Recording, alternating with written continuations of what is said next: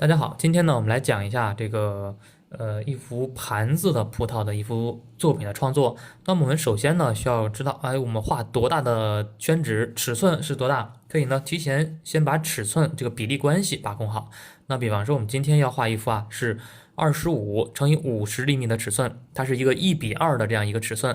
那么我们呢，在画之前，可以呢先进行一个小稿的这样一个创作，也是一个构图的一个研究。那么我们可以在一张小的废纸上随便找一张小废纸就行。那么呢，在这个纸上我们先进行一下构图这样一个训练。那比方说，它这个纸我们选择是1:2的尺寸，我们在画的时候呢，也是选择这样一个1:2的这样一个尺寸的一个小框这是一张纸我们就把它想象成一张纸。那么完了之后呢，我们进行一个构图的一个刻画，一个创作。那么我们呢想是大家想画成什么样的，大家可以在这张小稿上去进行一个随意的创作。那比方说，我想画成一幅盘子里面装了满满的一盘子的葡萄。那比方说这边，这些是葡萄粒是葡萄粒装在盘子当中。那么根据自己的一个构思，根据自己的一个想象，那么呢这些地方我就把它全都画成葡萄。那么注意画的时候我们尽量的要避免开中心线，看中间是在这个地方，我们尽量葡萄不要画在中间位置，要画在中间靠上或者中间靠下的位置，这样构图起来它出来效果会更加生动一些。这是一个盘子盘子当中装了满满的葡萄这是主体画面的主体。这边的话呢，我们再加上一些这个凳子是吗？一个小凳子腿儿就是说一个小支架这是它的小支架。小支架画好之后呢，感觉画面还是有点空，怎么办我们再加上一些其他的一些补景。那比方说我们下面还散乱着一些葡萄粒是吗？还散乱着一些葡萄，这是散乱出来了一串葡萄，一小串葡萄。这儿可能还有一些叶子是吗？简单这样一勾勒这儿呢可能还有一些葡萄藤简单进行一下穿插。上面的话呢也是一样，我们可以加上一些葡萄的叶子给它简单的这样点缀上一些小叶子这个是按我的一个构图想法来进行的这样一个画面的布局。大家呢可以根据这种方法呢去进行自由搭配自由构图的。那这边可能还有一些葡萄藤蔓是吧？我们就不再画的那么详细了，因为这个毕竟就是一个小稿。画面呢构图来讲，它就是有一个主次关系就行。看这个地方是主要的，葡萄粒很多，叶子也很多，藤蔓也到时候也画的比较密集一些。这边呢是比较稀疏的，有密有疏有多。看葡萄粒很多，这边呢葡萄粒很少，有多有少。那么这个地方在上面，这个地方在下面，有上这个位置关系也是有呼应的。那么再有呢，我们可以比方说这边题字题在什么位置呢？也可以提前布局好。题字呢，我们就题在这边题上这么1-2行扣上章就可以了。一幅构图我们就已经把它完成了又简单又好看的一幅构图。那么我们可以根据这个构图呢去进行创作去进行绘画了。画的时候呢，我们就直接把它放到一边。大家呢画的时候也是一样，提前有这样一个小的构思，我们在画的时候呢，要根据这个小的构图去进行刻画我们这个纸呢是这个25×50厘米的。那我们画的时候呢，就可以根据这个小稿去画对吧？就可以根据这个小稿子去画。那比方说呢，这个地方是在中间的上方位置，我们画葡萄粒。这边也就是这边我们画葡萄粒。那我们画葡萄粒的时候，注意我们画成什么颜色呢？红色粉色紫色的还是绿色的呢？都可以进行添加，对不对？那我们画的时候尽量的以紫色为主，因为装到盘子当中的，一般我们理解它都是已经熟透的葡萄，它不可能没熟透我们就摘下来就不好吃了。所以说呢，调色环节可以先调紫色的，用牡丹红颜色。牡丹红加上花青，再加一个太白颜色，那么这3个颜色呢，把它调在一起。啊，三个颜色调在一起。注意调色的时候呢，我们是有方法的，有规律的，对不对？并不是说这仨颜色直接混在一起，而是说呢，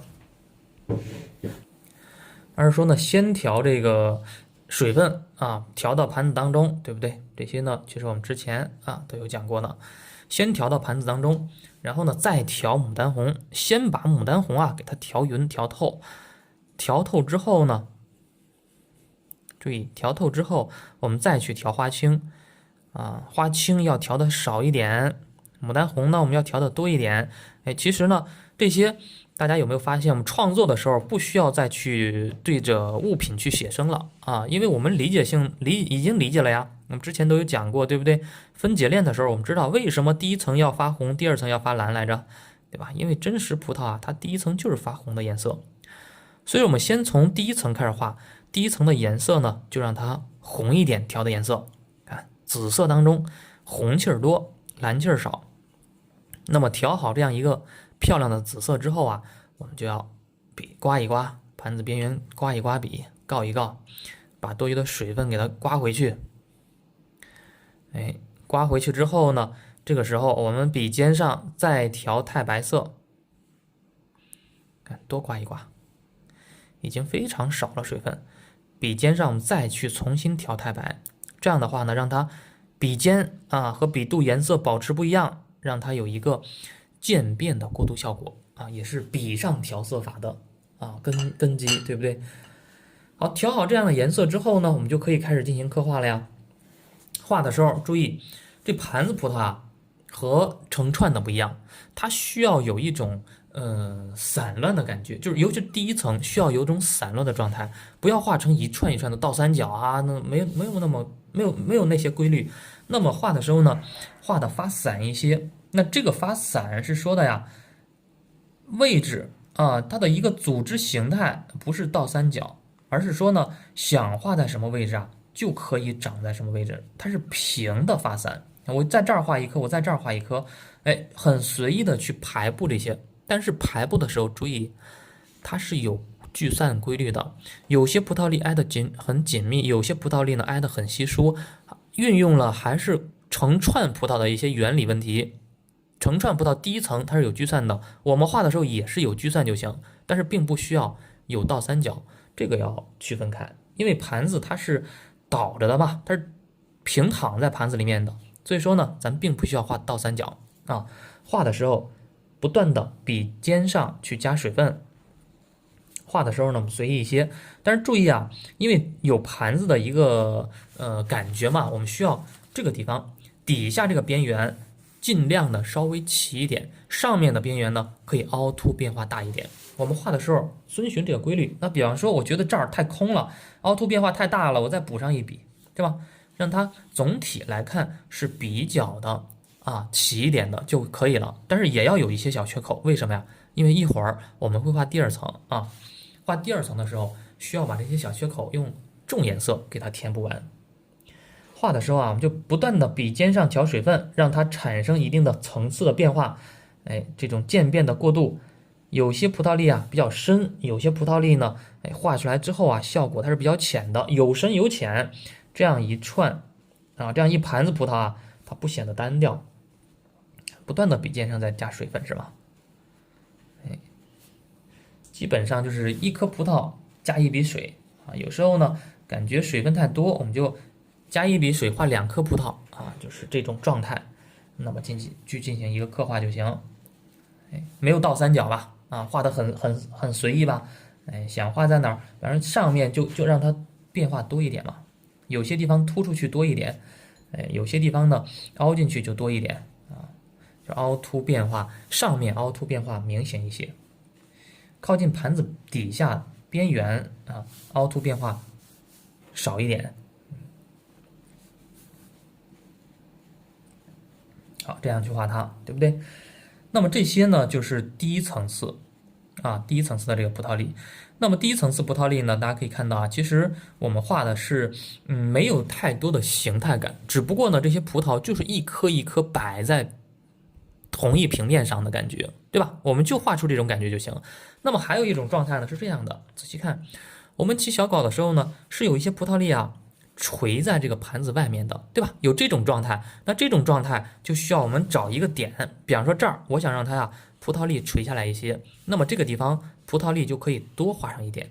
那我们调颜色啊，感觉颜色太少了，我们重新调点颜色。这个地方呢，让它垂下来一些，这个地方垂下来一点，颜色呢可以适当的比上面的重一点。往下面颜色重，往上面颜色浅啊，这也是一个总体的一个规律性。这个规律呢，是我们自己啊给它想象的啊，给它安排的。这个地方让它怎么样？让它呀这个垂下来这么几颗葡萄粒啊，显得就比较生动啊，也更加自然了。那么这是那么这些呢是我们第一层次的葡萄粒的画法。第一层次葡萄粒画好之后呢，我们可以根据现在的一个状态，给它加上盘子啊，可以给它加上盘子。那么加盘子的时候呢，我们呀就调一个淡墨，注意啊，调一个淡墨。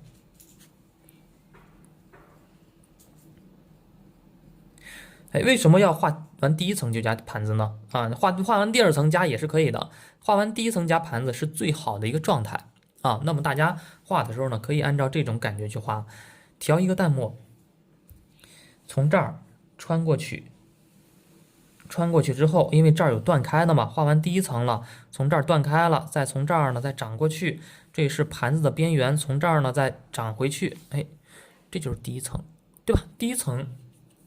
后面画盘子边缘，画完盘子边缘之后呢，我们就有了一个层次变化。这是葡萄啊，第一层在上面是吗？盘子已经在第二层了。盘子第二层画完之后呢，其实它还有第三层啊。第三层在哪儿啊？看这些葡萄第一层，盘子第二层，盘子后面这些葡萄是第三层。通过添加盘子，其实呢已经出现了3个层次变化。那么还不够，我们还需要再继续加层次，就是又回到我们之前讲葡萄的一些内容。第二层葡萄粒怎么去处理来着？对吧？第二层葡萄粒是不是我们需要调一个重颜色啊？把这个紫色，我们呢调成一个偏重的紫，也是偏蓝的紫色。在这个颜色基础上，注意啊，其实这个里面有一个小细节，调的时候呢，可以适当的多加蓝，也可以呢在这里面再调点牡丹红，让这个颜色呀既发蓝，而且呢它又比较浓、比较重啊，这样的紫色出来效果会更好。加点花青，加点牡丹红，整体颜色发蓝就可以了。调好颜色之后嘛，我们就开始进行刻画了啊。画的时候呢，根据我们之前学到的内容，全画半粒的，这边加上半粒，这边呢也加上半粒，有些地方可能半粒啊露出来多一点，有些地方呢少一点，像这些地方中间这些地方呢，给它填补完成就行。哎，这个盘子当中葡萄啊，它就是这样，画的可以更加随意一点。调整的时候呢，调整的注意啊，也是让它自然一些，不要太刻意，有凹凸变化啊，也是要有凹凸变化的，但是它并不呈现一个倒三角啊，不要求大家画成倒三角形了，这是盘子和成串葡萄的一些区别，一些特点，规律是一样的。中间这些地方把它填补一下啊，中间这些地方填补它一下。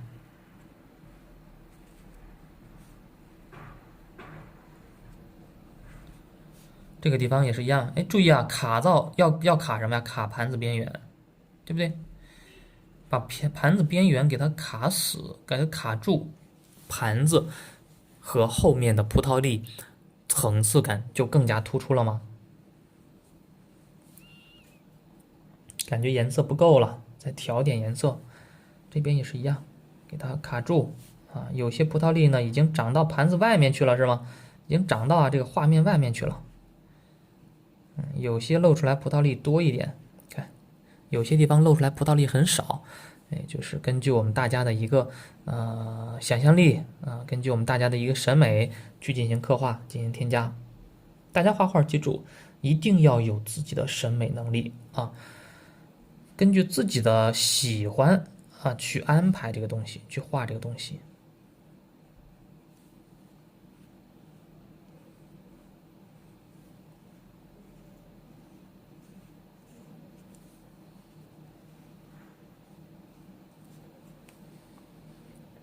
这边我们也是一样，看这缝隙当中给它填补一下。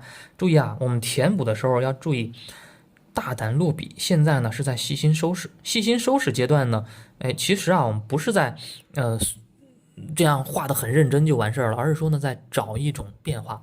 底下画的很齐，它有盘子嘛，我们之所以画的很齐有盘子，那么上面呢我们刻意的在找一种凹凸变化，看有些地方凸出来了，有些地方呢凹进去了。哎，你像这些地方，它就让它凹进去吧，就让它凹的更严重一点啊，凹凸变化给它加强，加强对比啊，加强变化，这就是在细心收拾整个画面，也是呢在按照我们自己的心中的一些审美习惯啊去进行一个刻画。那么画完之后嘛，这一盘子就显得非常的厚重，非常饱满了，对不对？啊，这一盘子葡萄就画完了，还不够，因为呢我们还想啊。画上一些绿色的，就是没特别熟透的葡萄，我们也给它摘下来了。那种怎么画呀？在画那种之前呢，我们可以先把这紫色的把它完成，画出这个葡萄串的感觉啊。你看藤黄，来点这个花青，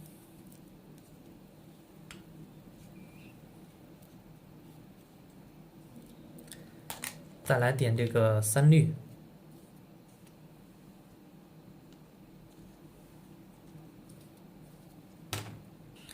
让我们这个时候呢，选择一个小号的小楷毛笔，我们呢调藤黄加花青加这个三绿，把这仨颜色啊调在一起。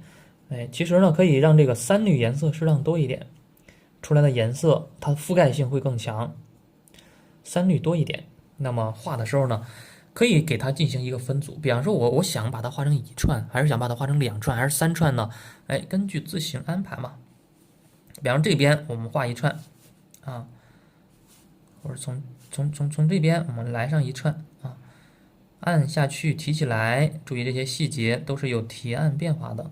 这边呢是一串，啊，这边呢我呀又来上一串，倒着的是吗？哎，倒在这儿的一串，那么从中间啊这样穿过来，哎，从下面啊穿过去。这边的话呢，也是穿过来，哎，这个地方呢，它是向下垂了这么一小点啊，它有一些小串，小串上面又有一些更小的串，哎，给它进行一个连接。这边呢，从这儿穿过来之后啊，从这儿穿过去，中间呢画上这些葡萄串啊，葡萄梗，把这些串呢给它连接一下。感觉你说我还是想再加一串，没问题啊。从这儿我再加一串，这个就是很随意的。但是大家要自我去进行一个理解啊，理解性的去画啊，不要随便乱加。你不要说这一盘子我加了10串8串的，那就不对了。哎，要知道从哪个地方串过来，哪个串属于哪个串啊，要自己呢要想清楚。像这个串就是被挡住了嘛，但是被后面给挡住了啊。这是一整串，后面呢还有一串在盘子的另一边啊，它不属于前面看不到的。哎，就是说要自己呢要有一定思想啊，带着思想去画画。画好串之后嘛，我们调这个墨色，直接我们笔尖上调点浓墨就行了，画出它的葡萄的这个果脐啊，中间的小果脐嘛，点在中下方。哎，就是顺着这个串啊，我们去点小果脐，左边的点在左下方啊，把它进行一个细节的刻画。啊，这个就体现出来了。这个果脐点在哪儿？这个果脐啊，我是让它长在这个串上的，所以说果脐我点在这个位置。如果说你要让它长在这个上面，它就不对了。长在这个上面，果脐就得点在这儿了，是吗？所以说点果脐很重要，在一幅作品当中，它的果脐的位置啊，其实代表着就是说这个它属于哪一串啊？你像后面我就不一样了，后面我就点在哪儿？这个葡萄粒就是长在后面的了。它是不一样了，看似很散乱，其实呢，细研究啊，它都能分析出哪个长在哪串上。大家画的时候也是一样，根据自己的一个思维啊去进行刻画。那么画好这个紫葡萄之后，我们继续呢画绿葡萄。绿葡萄呢就要换一支毛笔了，换一支点墨成金中号。之后呢，调藤黄、调花青这俩颜色调一起，注意藤黄颜色一定要多一点，花青颜色呢适当少一点，这样出来的这个葡萄呀，它不显得酸。如果说花青太多，显得这葡萄就会发酸了，就不好吃了。藤黄多一点，花青少一点。调好这颜色之后呢，我们呀刮一刮，把多余的水分刮掉。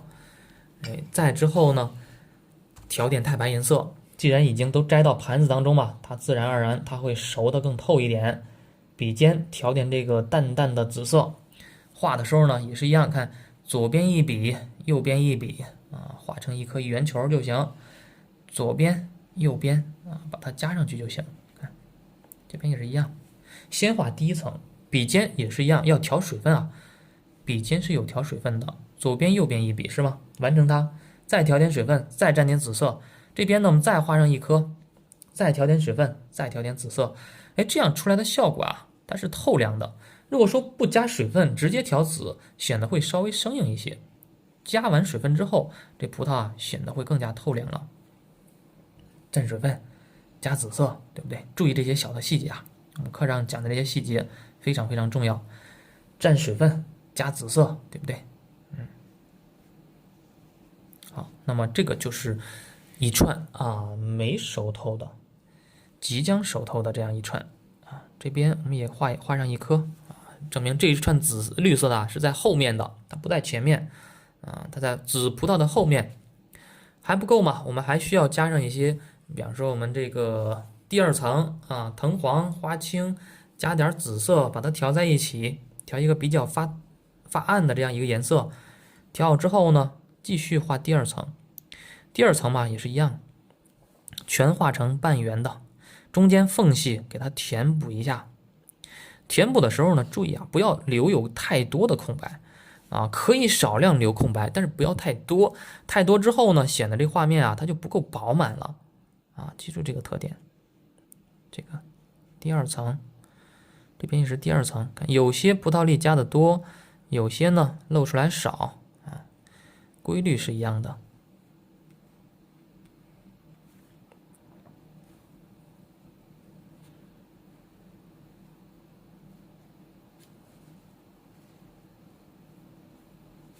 这边也是一样，有些葡萄粒啊露出来多，感觉太平了，我再加上一层呗，太平我就再加一层，让它这种凹凸的变化更加的明显一点啊，作品也就会显得更加生动了。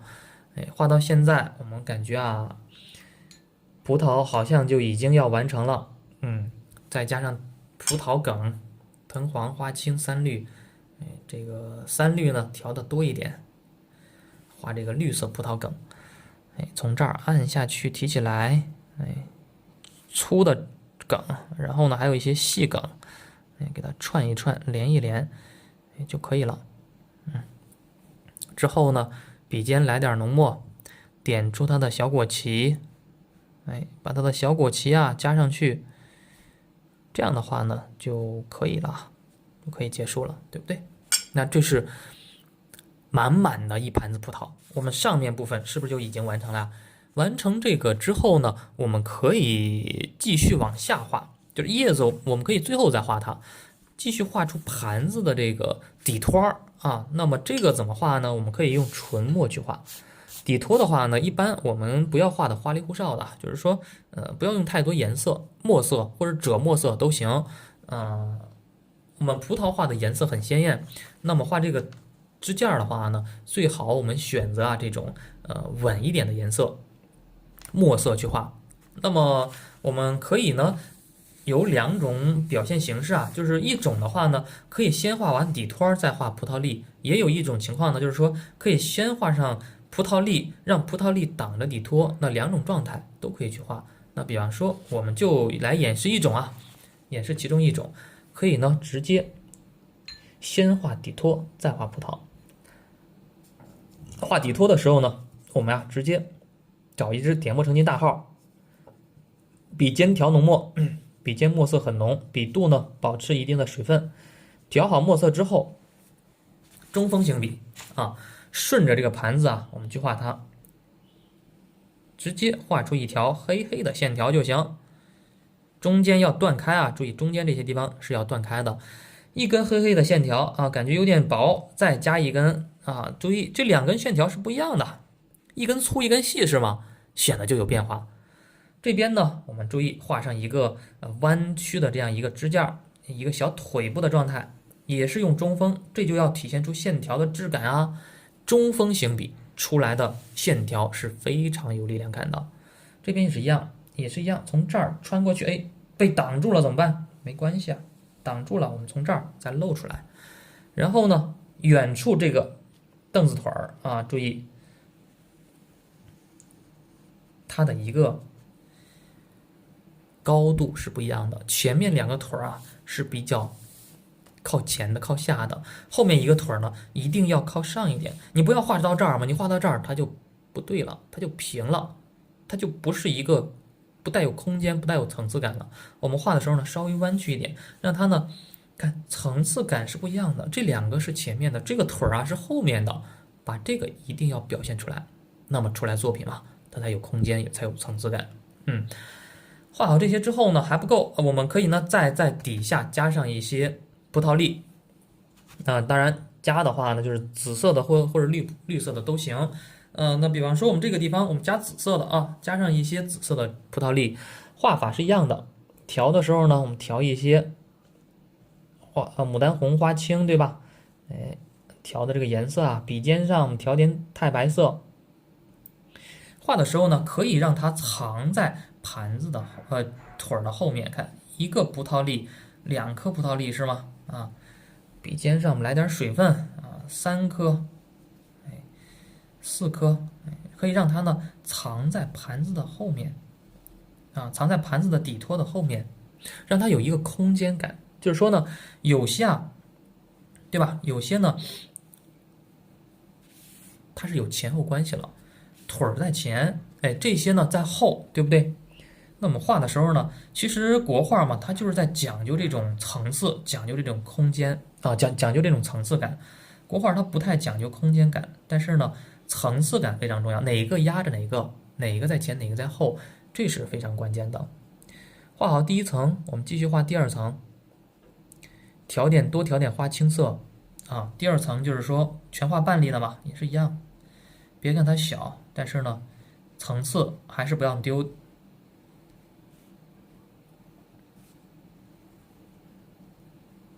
画出这些第2层次的葡萄粒，这边也是一样，第2层次的葡萄粒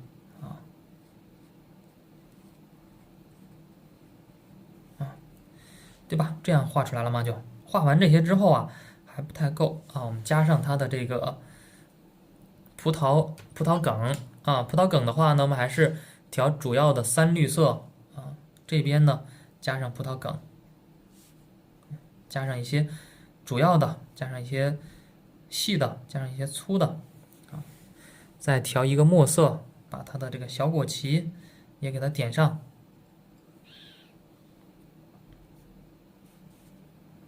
对吧？这样的话，其实一幅作品嘛，画到现在就已经主体已经画完了。那么我们还需要一些补景去作为一个搭配、一个陪衬。那比方说加上一些叶子，加上一些藤蔓，画面它才显得更加生动嘛。加叶子的话呢，可以用墨色去画，对吧？我们就画成一个墨色叶子，没问题。也可以呢，画成绿色的叶子绿色叶子呢，也是非常漂亮的。但是画绿色的时候是有小秘诀的就是说不能随便乱画这个绿，乱画绿色就容易画的俗气画的时候呢，尽量我们调颜色，注意调颜色的时候，调的颜色发灰一些，发蓝一点。看藤黄加花青，我们画葡萄是藤黄多，那画叶子的时候呢，要反过来，要让它花青颜色多一点。注意，你看调了很多的花青，大量的花青，感觉还不够，我还要再加花青的。大家也是一样，花青色要多一点，藤黄颜色呢要少一点，这样出来的绿色呀显得更加稳重。花青很多，藤黄很少，大概呢调成这样一个绿色。调好之后呢，笔尖上我们再调点墨色，这个颜色就更加稳了啊。笔尖调墨色，调好墨色之后，我们就开画吧。画法是和墨色是一样的，也是用5笔画叶法。看这边，我们来上一片大叶子啊，一笔往下按，往回收，往下按，往回收，看中间这一笔最大，两边的越来越小，这是一片叶子啊。这边我们再来一片，看1、2、3、4、5是吗？方向也是不一样的啊。之后呢，就笔尖上加水就行，不需要再加颜色了。这边我们再来一片，1、2、3、4、5是吗？啊，再加水分，再加一片浅色的，1、2、3、4、5啊。有些深的，有些浅的，有些呢颜色比较这个比较大啊，有些比较小。这边也是1、2、3，对吧？有大有小，有深有浅，就刻画出来了嘛。啊，有些地方很密，叶子它也有疏密嘛，很密；有些地方呢比较稀疏，比较少啊，疏密啊这些层次啊，我们就都可以拉开差距了。好，对吧？都可以拉开了。拉开这些之后呢，就开始刻画它的藤蔓啊。画藤蔓之前，我建议大家可以先把叶脉先画上去。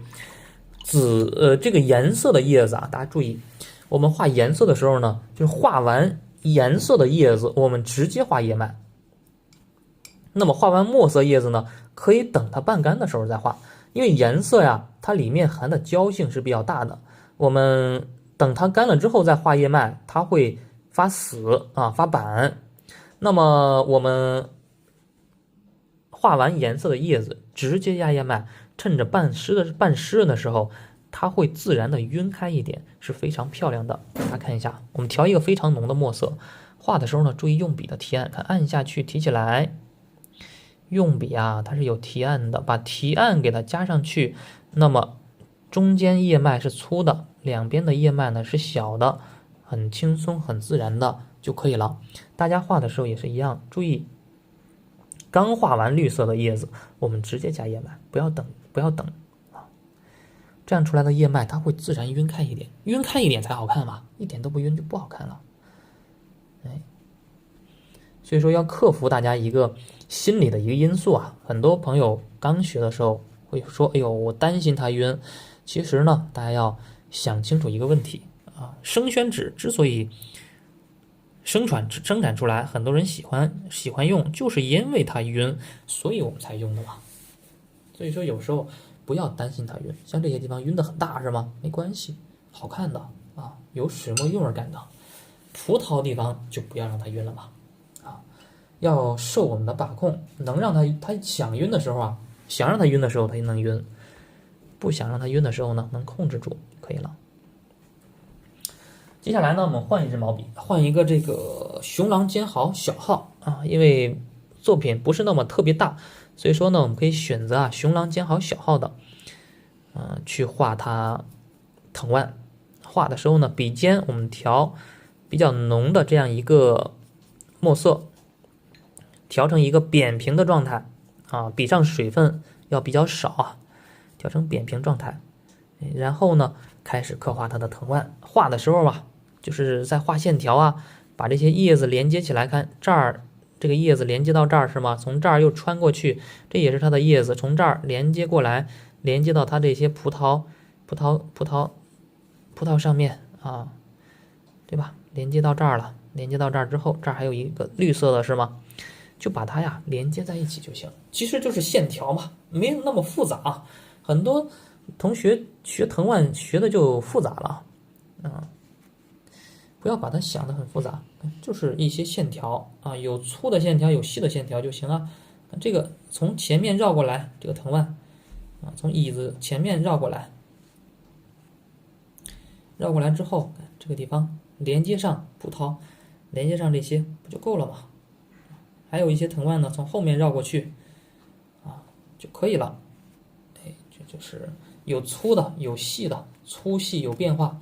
刚开始的时候也是粗一点的，后来呢细一点的，有粗细的变化就可以了。那这样的话，一幅作品我们就轻松的就完成了。其实最后的藤蔓很重要，它是起到一个串联的作用，把这些散乱的叶子把它连接起来了，那么成为一个整体。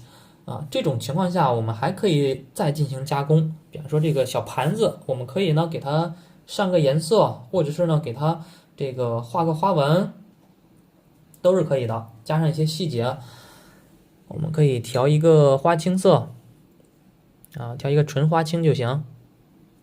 这盘子加上一个花纹、花边，用我们的一些这个装饰的一些纹路像我们很多盘子当中，那个都是有这样的一些花纹的，是吗？像尤其是古代的一些盘子当中，把它画上一些纹路，显得这小盘子就更加的精致古典了。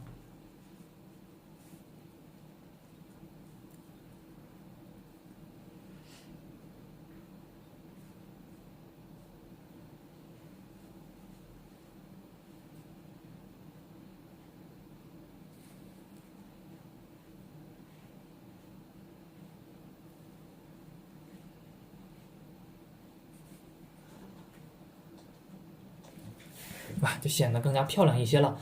这样的话，一幅作品再提上字，给它提个字题字呢，你像我们其实完全就是按照这个构图来的。题字也是题在这边，可以提个明珠如玉提个很好听的名字。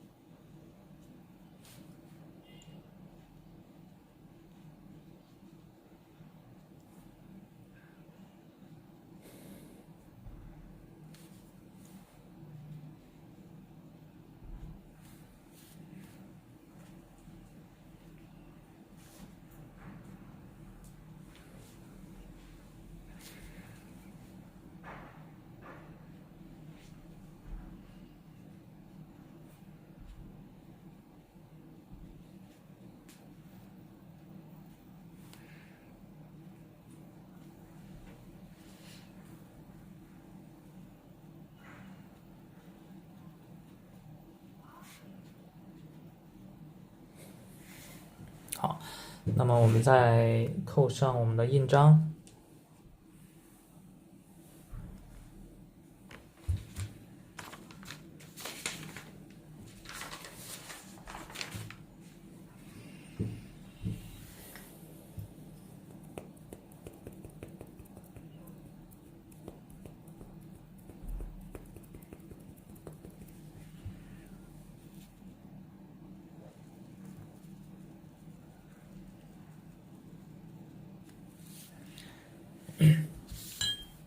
好，那么这样的话呢，我们这幅作品就完成了。